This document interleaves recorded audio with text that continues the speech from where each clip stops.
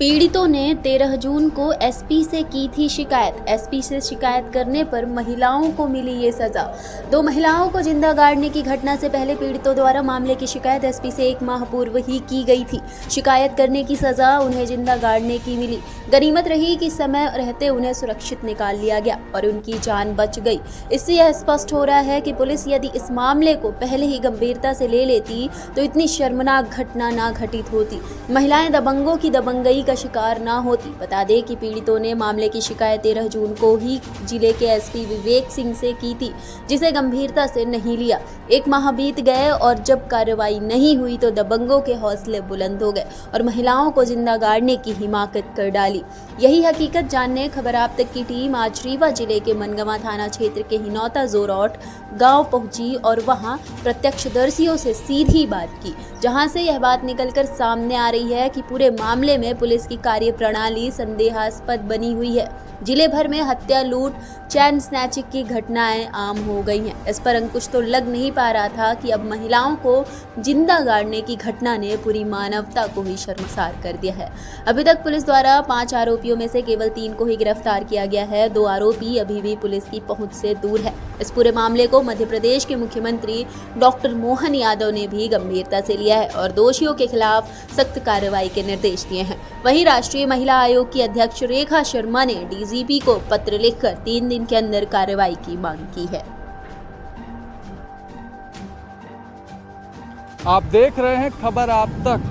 देश भर में रीवा का एक वीडियो वायरल है जिसमें आपने देखा होगा कि मुरुम का जो ढेर था उसमें 2 महिलाएं दबा दी गई थीं।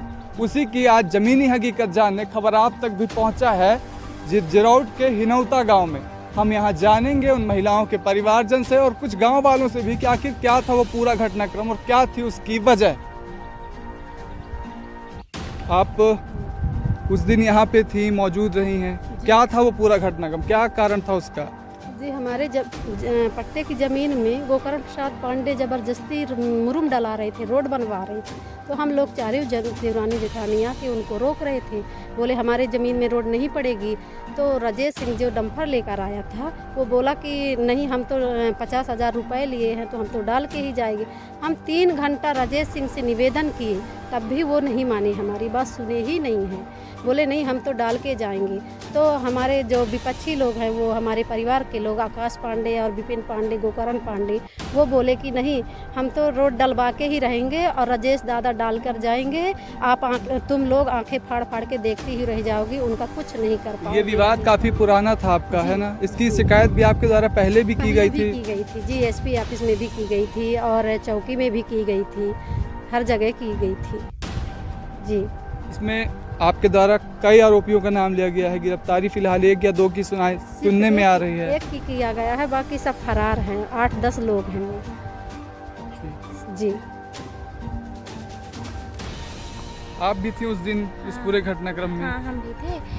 हम लोग मतलब मना करने आए कि ऐसा नहीं करना है, बोले कि करेंगे करके ऐसा करके मतलब दीदी मना की, यहाँ पे खड़ी थी तो वो गोकरण जो है बोला कि हाँ डाल दो कुछ, कोई डर नहीं है, डाल दो। फिर वो जो हाईवे वाला है तो उनके ऊपर डाल दिया, तो ज़बरदस्ती डाल दिया। और जो राजेश सिंह थे बोले कि मैं तो पैसा लिया हूँ तो डाल के ही जाऊँगा, 50,000 लिया हूँ, मेरा पैसा फंसा है। फिर वो बोले कि हम लोग बोले कि पैसा लिए तो क्या किसी का मर्डर करके जाओगे? तो बोले कि हाँ, मतलब 10 लोगों का मर्डर किए हैं, एक और कर देंगे, कुछ नहीं होगा। मर्डर करने की धमकी दी गई थी उनकी तरफ से? हाँ, कि मतलब 10 का किए हैं, एक और कर देंगे, कुछ नहीं हो पाएगा मेरा। फिर गोकर्ण प्रसाद बोले कि हाँ डाल दो, तो इतने में डाल ही दिए, दीदी लोग दब गई। फिर हो गया नहीं गई, ढोस दिया गया है पूरी फैमिली। पूरी कार्रवाई में एसपी और कलेक्टर की तरफ से क्या कहा गया है आपको?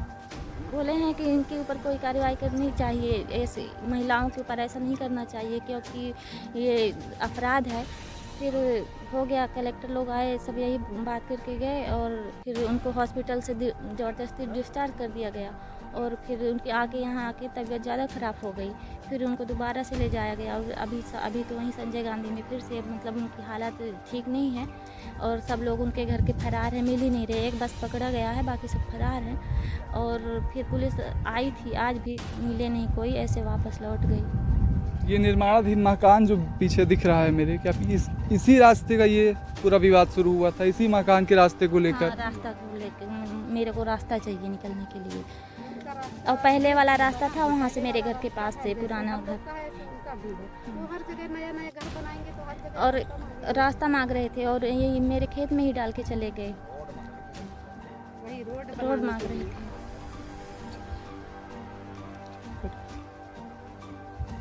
ये आप वो जगह देख रहे हैं मेरे पीछे, जहाँ पे उस दिन ये पूरा घटनाक्रम हुआ था। इसी मुरुम के ढेर के नीचे 2 महिलाएं दब गई थीं। आज अब कानून से और स्थानीय कलेक्टर और एसपी से लगातार न्याय की मांग कर रहा है ये पीड़ित परिवार। आप देखते रहिए खबर आप तक। आपने उस दिन वो पूरा घटनाक्रम देखा, क्या था वो पूरा मंजर जब ये घटना यहाँ पे हो रही थी? तो सर तकरीबन 11 बजे की टाइम की बात है सर। मैं यहाँ से दक्षिण साइड से रोड जा रही है, वहाँ से अपने घर जा रहा था। यहाँ पर 3 डंपर मुरुम और एक जेसीबी और एक 100 नंबर की गाड़ी खड़ी हुई थी।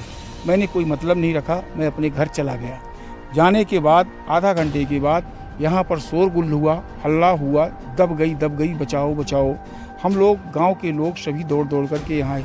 जब मौके में मैं पहुँचा तो 4 आदमी उस लेडीज़ को, जो दबी हुई लेडीज़ थी, उसको उठा करके प्लेन जगह पर ले जा रहे थे। इतने में पुलिस आई, एसआई साहब आए। जेसीबी को और डंपर को हमने रोक लिया, वहाँ से जाने नहीं दिया। एसआई साहब आए, बोले टीआईसी साहब से आप बात करो। टीआई साहब से मैंने बात किया। टीआई साहब ने मुझे बोला कि जेसीबी या डंपर को छोड़ दो, ज़्यादा पंगा मत करो। मैंने ज़्यादा गौर नहीं किया, मैंने उनको छोड़ दिया, जो कि एसआई साहब वहाँ पर मौजूद थे। इसके बाद 100 नंबर की गाड़ी आई, दोबारा उससे पूछा गया। उन्होंने कहा कि हम यहाँ आए थे और इनको मना करके गए थे कि ये विवादित ज़मीन है।